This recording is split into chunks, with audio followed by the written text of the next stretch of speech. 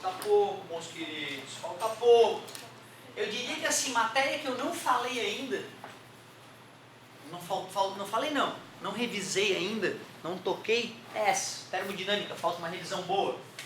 Porque as outras a gente chegou até a falar, mesmo que muito rapidamente. Termodinâmica. Termodinâmica é a parte da física que usa um gás para converter energia térmica em energia mecânica, em trabalho. Lembra? Os gases, quando aquecidos, tendem a se expandir. Quer dizer que se eu aprisionar um gás e aquecê-lo, ele vai tender a se expandir. E aí eu posso fazer um mecanismo para aproveitar essa expansão, para quebrar pedra, girar alguma coisa, ou tocar a Revolução Industrial para frente.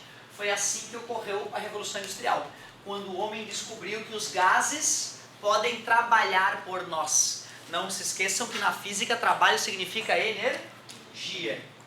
Energia transferida por uma força para um corpo.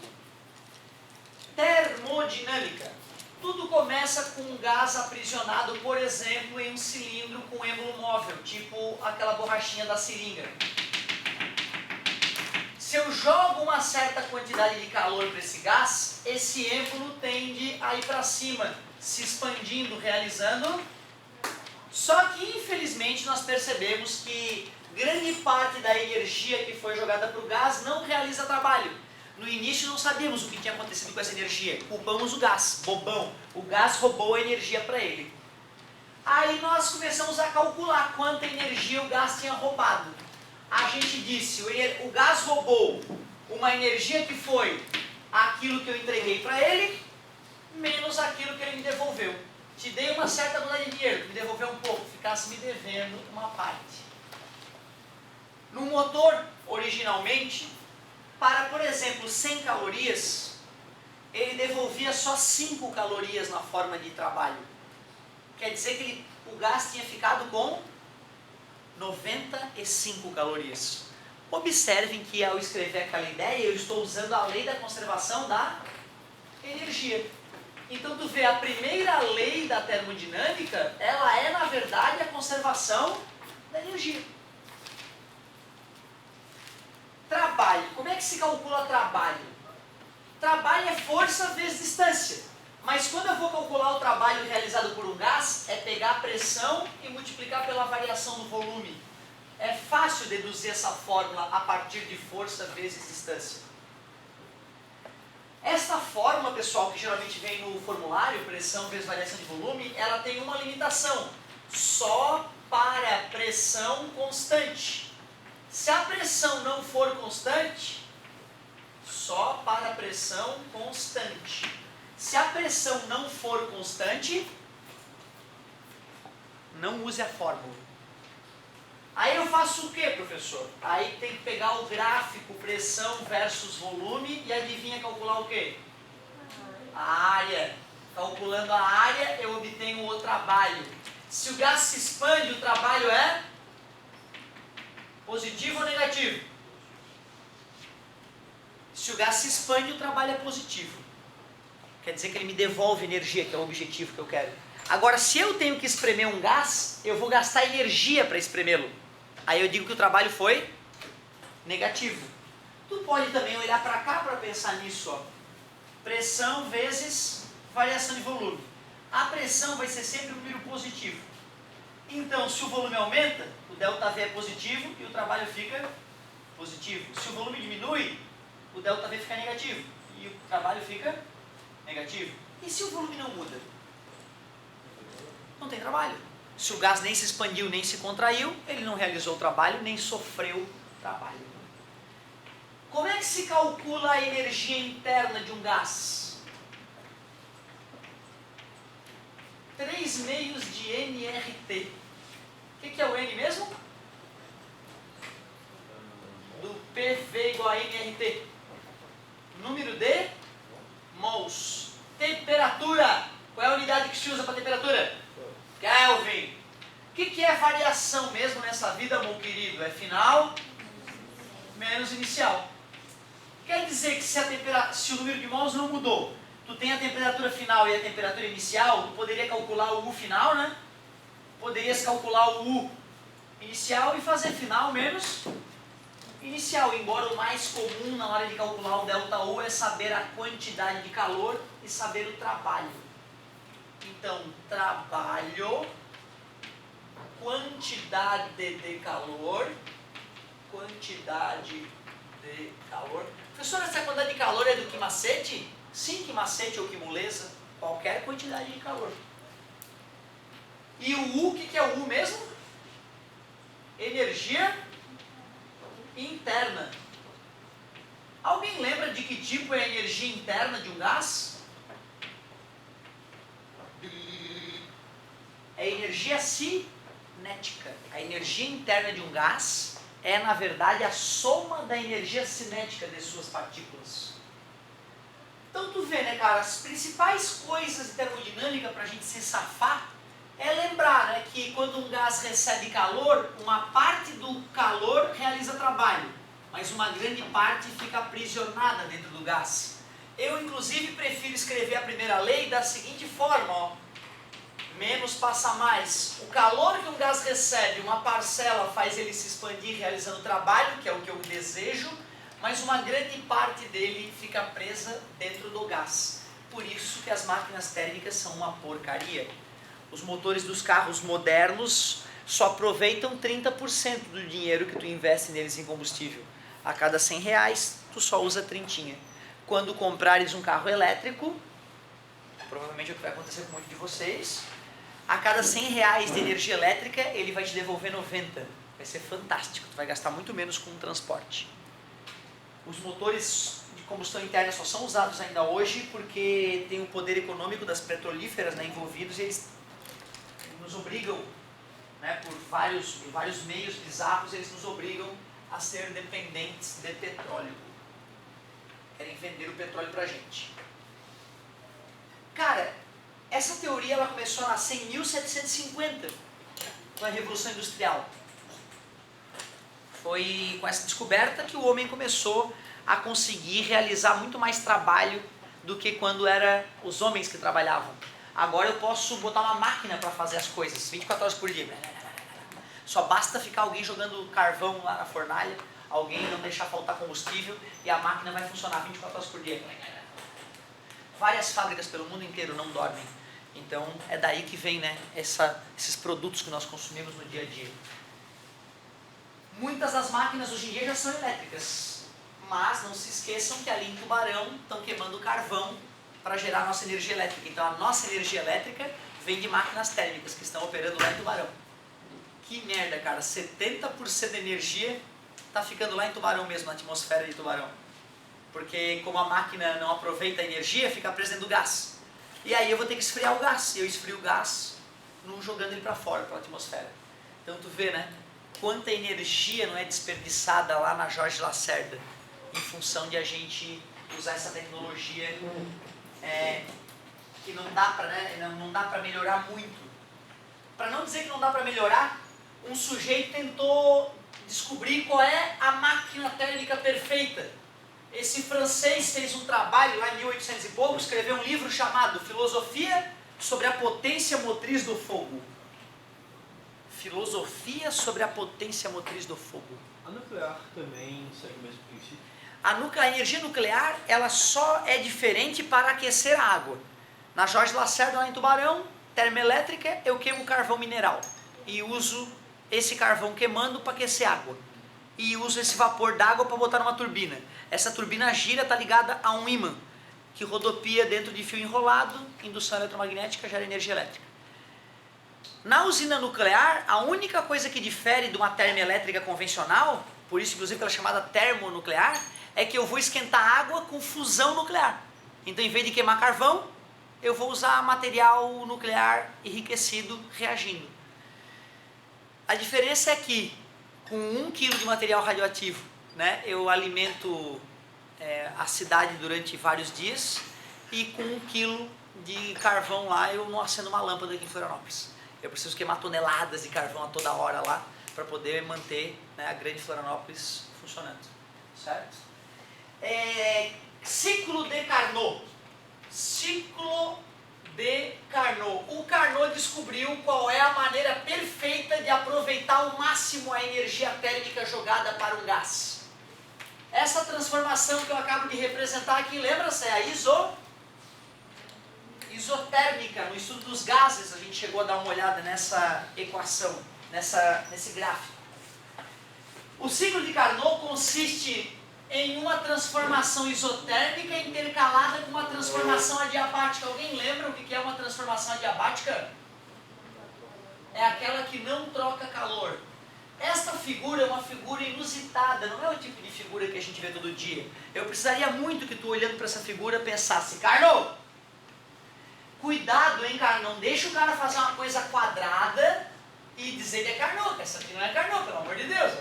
Não vai deixar o cara fazer um paralelogramo e te enganar que é Carnot. Para ser o ciclo de Carnot, tem que ser uma transformação isotérmica, tem que ter duas isotérmicas muito bem definidas. E a curva que liga as isotermas tem que ser suave, não pode ser uma reta grosseira, tem que ser uma curvinha suave. Para que tu fique fera em ciclo de Carnot, eu não preciso muito, além de que tu saiba que ele é um ciclo ideal ali, que na prática não é possível construir uma máquina de Carnot. O aluno poderia pensar: Carnot é um merda, então, ele construiu uma máquina que não adianta, não dá para construir, ele criou uma máquina que não dá para construir. Aí eu faço a comparação. Se nós sabemos o que é o ideal, nós podemos nos aproximar, mesmo que nunca atinjamos. Se nós não sabemos o que é o ideal, a gente não sabe para onde ir, a gente não sabe para onde melhorar, certo? Nas nossas mentes nós temos a ideia de cidadão ideal, de aluno ideal, de professor ideal, de pai, de mãe ideal, de amante ideal, de marido ideal, de esposa ideal. Essas coisas não existem, nós somos todos humanos e erramos diariamente. Mas com a ideia, com o ideal na mente, né, a gente vai tentando corrigir, vai tentando se transformar em pessoas melhores ao longo da vida. É o que a gente espera, né? Às vezes dá uma piorada numa situação ou noutra, toma uma paulada da vida e tenta melhorar de novo. Legal! Carnot, então, foi um sujeito importantíssimo. Graças ao Carnot, muitas toneladas de carvão não foram queimadas, muitos litros de combustível de carro não foram queimados, porque os carros foram ficando com rendimento melhor, aproveitando melhor a energia.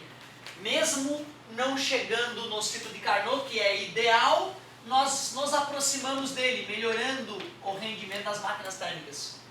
O mais curioso sobre o ciclo de Carnot é que o rendimento de uma máquina de Carnot depende apenas da temperatura da fonte fria e a temperatura da fonte quente. É assim que se calcula o rendimento de uma máquina de Carnot. Essa letra grega aqui é o Ni. É um N, né? Um N meio manco. Carnot. Temperatura sempre em Kelvin. Cara, questão discursiva da UFSC de algum tempo atrás, né? A UFSC agora está com as questões discursivas, né? A questão discursiva falava das máquinas térmicas, tal. Contava uma historinha qualquer sobre as máquinas térmicas, Revolução Industrial. E perguntava: esboce o ciclo de energia de uma máquina térmica quente. Esboce o ciclo, o fluxo de energia, de calor em uma máquina térmica quente. Máquina térmica quente é sinônimo de motor. Máquina térmica quente é sinônimo de motor. Então, máquina térmica fria, adivinha o que é?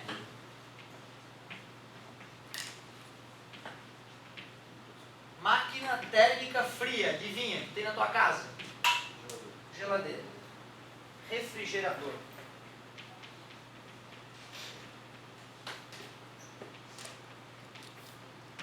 Ali tem uma também, máquina térmica fria. Toda máquina térmica funciona entre uma fonte quente de energia e uma fonte fria. Toda máquina térmica funciona entre uma fonte quente e uma fonte fria. Não precisa ser meia-lua a fonte, tá? Pode ser o formato que tu quiser. As pessoas apaixonadas fazem no coração. Fonte fria. Na questão discursiva, tu ia escrever fonte fria. A máquina opera entre essas fontes.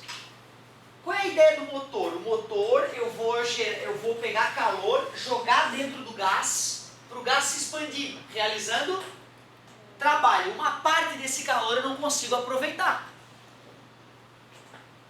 Eu recebo o calor da fonte quente e o gás se expande realizando trabalho. A quantidade de energia que eu não consigo aproveitar, eu vou ter que jogar fora na fonte fria.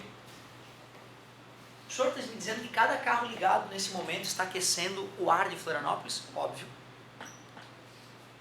70% do valor que o sujeito abasteceu o carro dele está sendo usado basicamente para aquecer Florianópolis. Só 30% ele usou para passear. Engraçado que as pessoas falam dos gases de efeito estufa. Ou seja, que o gás que o carro emite vai fazer com que entre ultravioleta e o infravermelho vai tentar sair, vai bater nesse gás e vai ficar preso na terra. E aí diz então que o carro está gerando efeito mas não diz que o próprio carro está aquecendo o ambiente, cara, numa quantidade foda. Isso é interessante, né, cara? Os caras ficam, aquecimento, mas eles não avisam. Eles esquecem das coisas mais básicas da física que nós aprendemos. Um carro é um agente de aquecimento local, que eles chamam erroneamente de aquecimento global, né? Eles dizem que o planeta todo está aquecendo, já te expliquei que é mentira. Os oceanos estão esfriando em várias partes, mostrando, e os oceanos esfriando significa muito mais perda de energia do que o ar aquecendo, porque o calor específico do ar é baixo, o calor específico da água é alto. Então tu vê, apesar do planeta como um todo estar esfriando, a camada de ar nas selvas de pedra está esquentando. E as pessoas não conseguindo interpretar isso por falta de física básica, chamam de aquecimento global erradamente. Não estou dizendo que vamos continuar, né? Não estou dizendo que não tem problema ambiental, tem, né? Só que a pessoa não está conseguindo interpretar direito a origem desse problema ambiental. Engraçado, senhor, a minha máquina térmica fria então está colaborando para o planeta? Não, a tua geladeira esquenta o ambiente. Cada geladeira no mundo está colaborando para o aquecimento local das selvas de pedra? Sim, cada geladeira ligada aquece o ambiente. Esfria dentro, mas aquece e aquece mais fora do que esfria dentro, vou te provar. Qual é o fluxo de energia numa máquina térmica fria? O objetivo da máquina térmica fria é deixar a fonte fria fria. É o teu refrigerador. O calor flui do quente para o... Por mais que tenha isolamento térmico da tua geladeira, um pouquinho de calor entra nela. Aí o freezer vai começar a esquentar. Para que ele não esquente, não descongele, não apodreça a comida, eu vou usar uma máquina para retirar calor da fonte fria. Só que o calor vai da fonte fria para a fonte quente espontaneamente? Não, né? Eu vou ter que espremer um gás dentro da geladeira, eu vou ter que aplicar trabalho sobre um gás. Claro que eu não vou ficar lá, né, espremendo um gás com a mão, eu vou ligar um compressor na tomada. Quer dizer que a cada 100 calorias, por exemplo, que eu tiro do refrigerador, eu preciso usar energia para fazer isso, né? Tipo 50. Se eu usei 50 calorias para retirar 100 calorias, quanto que eu vou jogar fora? Se entrou 50 e 150 dentro da máquina, quanto é que tem que sair para a máquina não explodir? 100 e... Recebi 50 reais e recebi 100 reais. Quanto é que eu tenho agora? Show. Lei da conservação da energia. Caramba, a cada 100 calorias que o teu freezer esfriou, tu teve que jogar 150, 200 para fora na tua cozinha. Então a geladeira é um também dos responsáveis do aquecimento local dos ares aos redores da selva de pedra. Tu vê, e ninguém fala nisso. Ninguém comenta nisso. Não, o efeito estufa. Que estranho, não que o efeito estufa não tenha um efeito maior. O efeito estufa é muito maior do que esse efeito localizado de cada carro. Mas é importante até para a gente mostrar para as pessoas, caramba, uma hora nós vamos ter que largar as máquinas térmicas, uma hora nós vamos ter que simplesmente abandonar, vai ser uma coisa de museu. Vamos lá ver, olha só como é que era o carro antes. Aí tu liga o motor lá, bota um pouquinho de gasolina para a galera ficar feliz. Ó, aquele gás que sai dali é cancerígeno. O quê? Aquele gás que sai dali é cancerígeno. Mas porra, não tinha uma frota de bilhões de automóveis funcionando no mundo? Sim. Tu vê, né? O bacon é cancerígeno. Vá merda, que o bacon é cancerígeno, cara. Enquanto tiver carro funcionando lá das nossas criancinhas, teu filhinho na mão e tem um carro passando ali, carro cancerígeno. E a criancinha aspirando fumaça cancerígena. Bacon, vá pra... Eu não entendo, parece uma inversão de valores, entendeu? É mais ou menos como prender o ladrão de manteiga e deixar o Renan Calheiros ser presidente do Senado. Bandido! Né? Deixar o Cunha ser presidente da Câmara. 5 milhões na Suíça. Esses são verdadeiros assassinos seriais killers, deveriam estar presos. E libera os ladrão de galinha. Libera, ladrão de galinha, libera. Ladrão de galinha, foda-se. O cara não vai mais querer roubar galinha quando tiver trabalho para ele, né? E as pessoas zumbizadas como nossos pais foram, mas nós não. Nós seremos diferentes, ensinaremos nossos filhos a tratar bandido engravatado como o bandido que ele é, né? Não vamos cumprimentar o cara só porque ele foi governador, não! Vira a cara e fala, ô bandido, sai gritando quando tu vê um desses. Juro, imagina que legal, um político chegando na rua, as pessoas, bandido, cara, ia ser fantástico, eles iam se extinguir em pouco tempo. Menos políticos, mais gestores públicos nós precisamos, né, meu querido? Legal, estou mais calmo. Pessoal, quando sobrar um dinheirinho pra ti, tu vai fazer um investir para na velhice ter dignidade.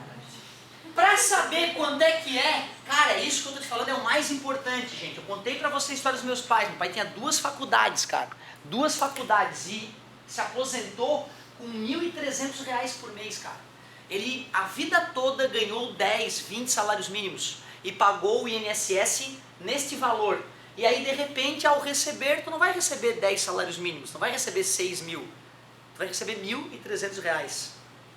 Culpa daqueles caras, né? Você já sabe o nome deles e toda a corja.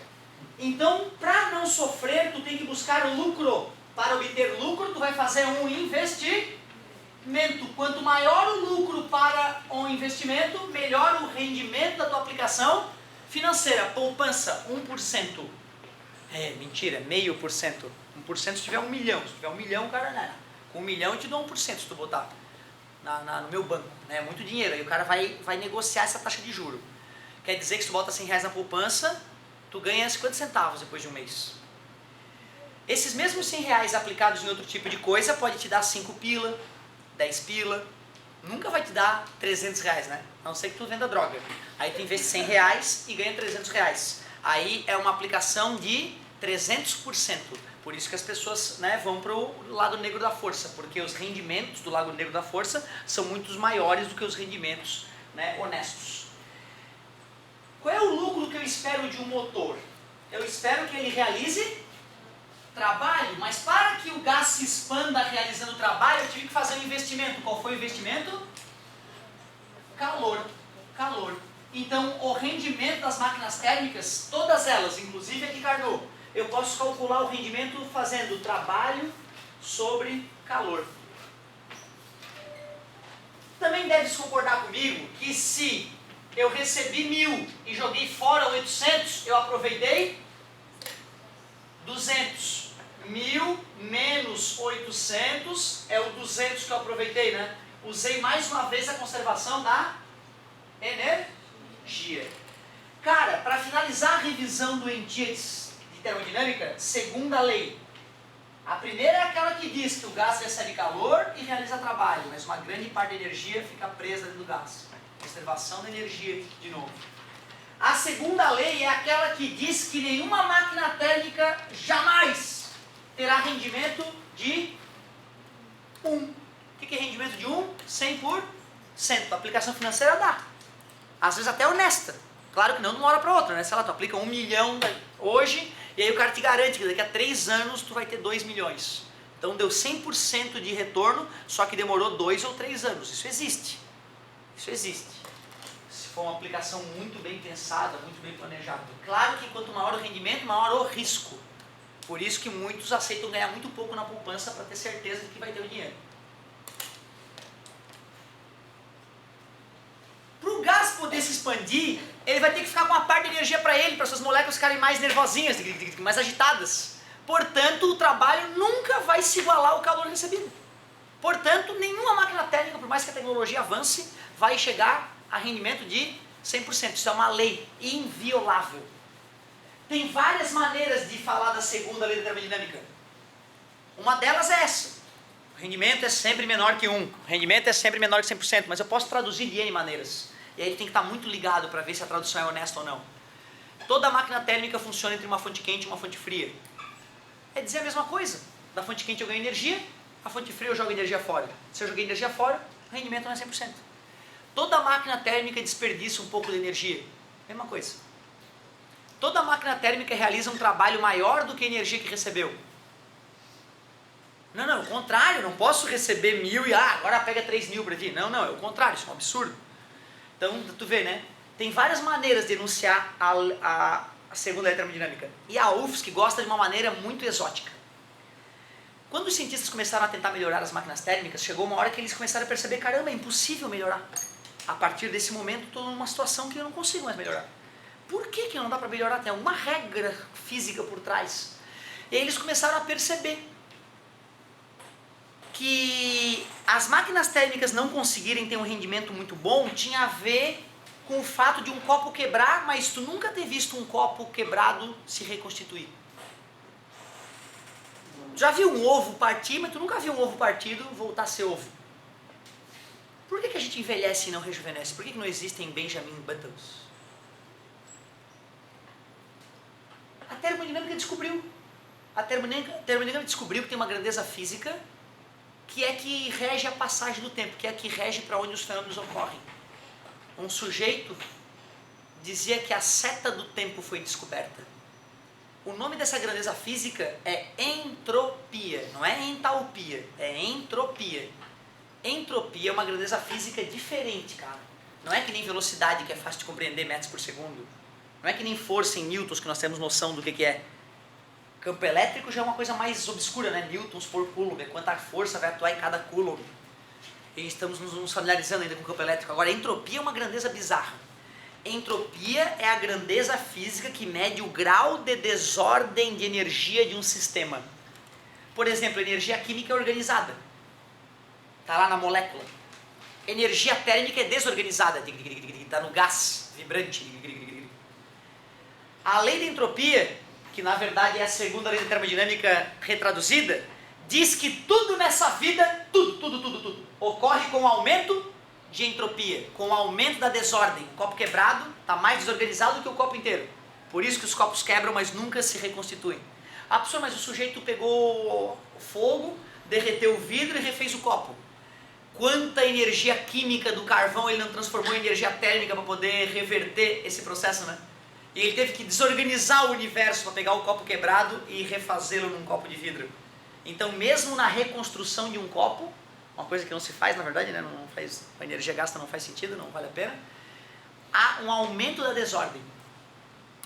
Que loucura, cara, é incrível. Se as coisas estão ficando cada vez mais desorganizadas, energeticamente falando, então a termodinâmica descobriu como é que é o fim do universo.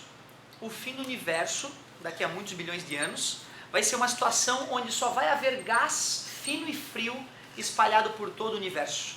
E não haverão mais diferenças de temperatura. Não haverão mais fontes quentes e fontes frias. Então quer dizer que nem organismos vivos poderão existir, porque nós somos uma máquina térmica. Eu pego energia química da comida, transformo em energia térmica, a prova disso é que meu corpo está aquecido, e parte dessa energia química é aproveitada para os meus processos biológicos. Mas uma parte da energia não aproveitada eu jogo para o ambiente.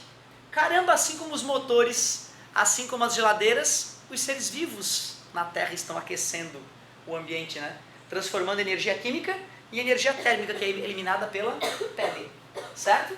Tudo na vida ocorre com aumento de entropia. Já que a termodinâmica mostra, através da segunda lei, que um dia haverá morte do calor do universo, uma hora o calor, né, a energia do universo vai estar tão desorganizada que nenhuma estrela mais poderá brilhar, nenhuma forma de vida mais poderá existir. Então a UFSC uma vez fez uma colocação. A expressão morte do calor do universo significa ao momento onde as reservas de petróleo se esgotarão. Verdadeiro ou falso? Pô, a morte do calor do universo, cara, é nos fins dos tempos, é daqui a bilhões de anos, quando o calor do universo estiver desorganizado. Não tem nada a ver com o nosso petróleo, né? Nosso petróleo, acabando ou não vai violar a segunda lei da termodinâmica, que nos mostra que o universo é finito, que há um fim, a não ser que algum evento cataclísmico, tipo um novo Big Bang ou Big Crush, reorganize a energia do universo, né? E a gente possa viver outras encarnações, que é sempre um sonho que eu tive, né? Que existam mais 1000 vidas dessas. Tem gente que diz que existe e eu fico torcendo que eles estejam certos. Embora eu ache que quando o cérebro desliga, as coisas acabam. Meu querido, depois dessa paulada, cara, eu saí torto dessa aula. Eu lembro que eu saí assim, porra, já calcularam como é que é o fim do universo? Eu não admiti. Eu achei, babaca esse cara. Só que depois eu fui estudando termodinâmica, fui estudando e fui me convencendo de que parece que a entropia existe mesmo. Parece que existe essa seta do tempo. Né? Parece que não vai ser possível fazer as pessoas rejuvenescer, porque viola as regras da natureza mais básica. Muito doido, né? Legal, galerinha! Vou usar os minutos que me restam para bater um papo da Física 11C, mas primeiro anotem as poucas páginas sagradas para a gente revisar.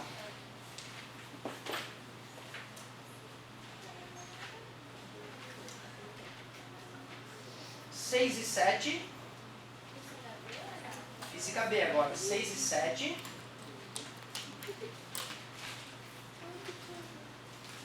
13 e 14.